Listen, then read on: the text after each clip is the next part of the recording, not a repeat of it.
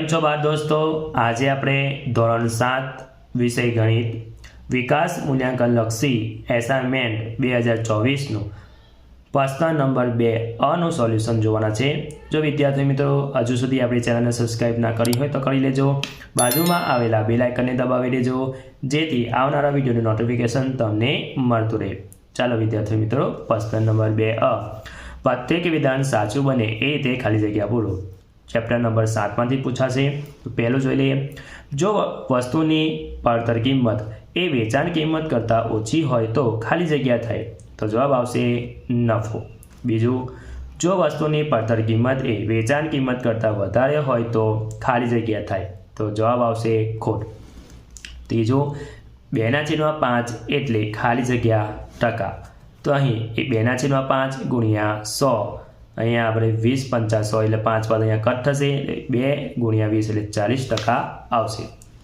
ચોથું, 3/4 એટલે ખાલી જગ્યા ટકા, તો 3/4 ગુણ્યા 100, 25 ચોક 100, 4 અહીંયા કાઢે એટલે 25 × 3 એટલે 75% આવશે।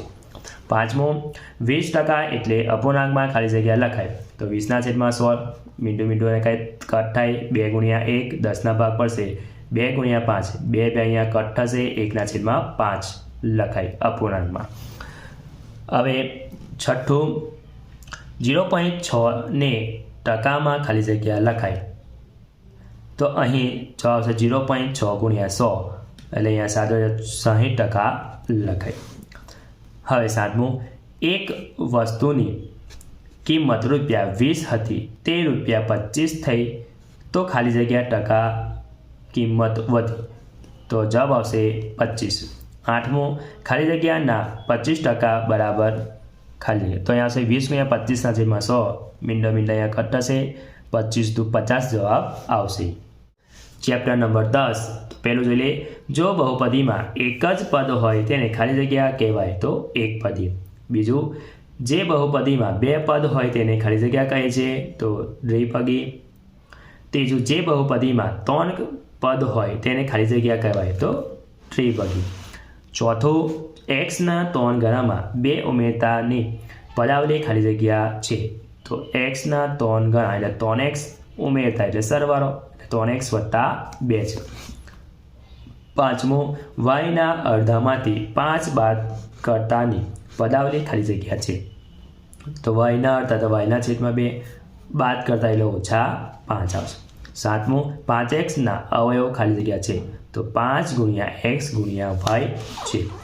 આઠમું, 3x² + 5x + 2y² + 7 બહુપદીમાં અચળ પદ ખાલી જગ્યા છે, તો વિદ્યાર્થી મિત્રો અહીંયા અચળ પદ 7 છે। હવે ચેપ્ટર નંબર 11 માંથી પહેલું જોઈ લઈએ। 27.345 ને પ્રમાણિક સ્વરૂપમાં ખાલી જગ્યા લખાય, તો 2.7345 × 10। બીજું, 6348.32 ને પ્રમાણિક સ્વરૂપમાં ખાલી જગ્યા લખાય, તો 6.34825 × 10⁻3. ત્રીજું, 1.5 × 2 બરાબર 150। ચોથું, -2 આખાની 3 બરાબર -8। પાંચમું, 2² આખાની 3 બરાબર 2 × 3 તો બરાબર 2/6 અથવા તો 64 લખાય। છઠ્ઠું, 3/7 આધાર ખાલી જગ્યા છે, તો વિદ્યાર્થી મિત્રો આવશે 3, જે 7 છે એને ઘાત કહેવાય। ચેપ્ટર નંબર 12 માં જોઈ લે। પહેલું, પૂરું પરિભ્રમણ એટલે ખાલી જગ્યા પરિભ્રમણ એટલે 360। બીજું, 3 પાંખ્યાના પંખાની પરિભ્રમણીય સંમતિનો ખાલી જગ્યા કમ હોય છે, તો જવાબ આવશે 3।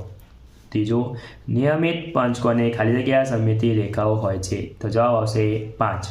ચોથું, નિયમિત ષટકોણે ખાલી જગ્યા સમમિતિ રેખાઓ હોય છે, તો જવાબ આવશે 6।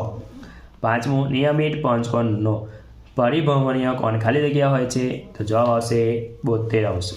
છઠ્ઠું, વર્તુળને સમમિતિની રેખાઓ ખાલી જગ્યા હોય છે, તો જવાબ આવશે અસંખ્ય।